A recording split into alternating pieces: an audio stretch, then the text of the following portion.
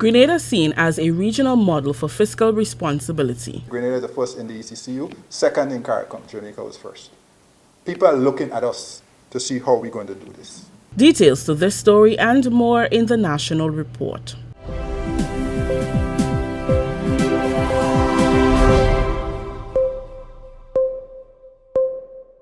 With the National Report, I am Rikisha St. Louis.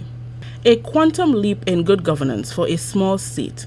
That is how the governor of the Eastern Caribbean Central Bank, Mr. Timothy Antwine, describes Grenada's vision to ensure fiscal responsibility through the inaugural Fiscal Responsibility Oversight Committee. Grenada is the first independent country in the ECCU to have fiscal responsibility law, and the second after Jamaica in CARICOM. Details in this report. The members of the committee are Richard Duncan, Chairman, Angus Smith, Adrian Hayes, and Sabina Gibbs. Zana Bernard, a senior economist of the Eastern Caribbean Central Bank, is the regional expert. As required by law, the members are skilled in accounting, business management, public administration, law, and economics. The FROC is a requirement of the Fiscal Responsibility Law to monitor and report on compliance with the fiscal rules and targets. During a Ministry of Finance organized orientation seminar conducted on Wednesday for members of the committee, ECCB Governor Mr. Timothy Antwine delivered 3 key messages to the committee. One is that the Fiscal Responsibility Act is the most fundamental and far-reaching fiscal reform in Grenada's history, binding the state to operate within its means. The FRA, Fiscal Responsibility Act, is more than a bold experiment. It is a binding commitment to law and order, fiscally speaking. And if you're on Twitter, you could tweet that one. It is more than a bold experiment. It is a binding commitment to law and order, fiscally speaking. That's how important this legislation is. The second key message is this. Embrace, and this is to you, the Fiscal Responsibility Oversight Committee, embrace the high duty of care bestowed on you. Embrace the high duty of care bestowed on you. You are the custodians of this legislation. Parliament will rely on you, and through the Parliament, the people of Grenada will rely on you. The FR law confers tangible benefits including lower and more manageable debt, fiscal stability, forward-looking salary settlements, and higher levels of growth. Mr. Antwine's third key message realized Grenada's leadership position in fiscal governance among small states. People are looking at us to see how we're going to do this. So this is a bold step. Grenada has assumed a certain leadership in the area of fiscal management. Accordingly, there are many admirers, home and abroad, but perhaps especially abroad. I hear them a lot. But we must also be aware that there are a few skeptics.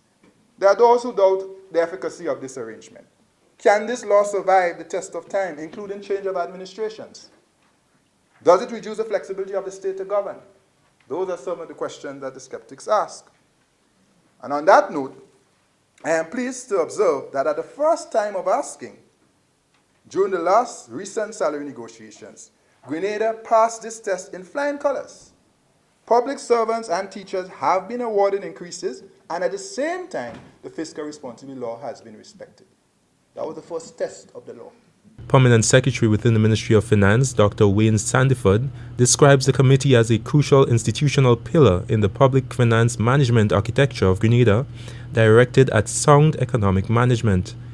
Members will play a role in reinforcing the credibility of sound economic management in general and fiscal management in particular. The fiscal responsibility framework represents, in some sense, a new model, a new paradigm, as some may say, for the conduct of fiscal management, whose prime objectives are to promote fiscal discipline and to embed fiscal sustainability. Again, both of which are directed at laying the foundations for economic growth and development. In other words, the fiscal responsibility law has not been instituted for its own end. It's directed at a larger, grander purpose of fostering, at least laying the conditions for economic growth and development.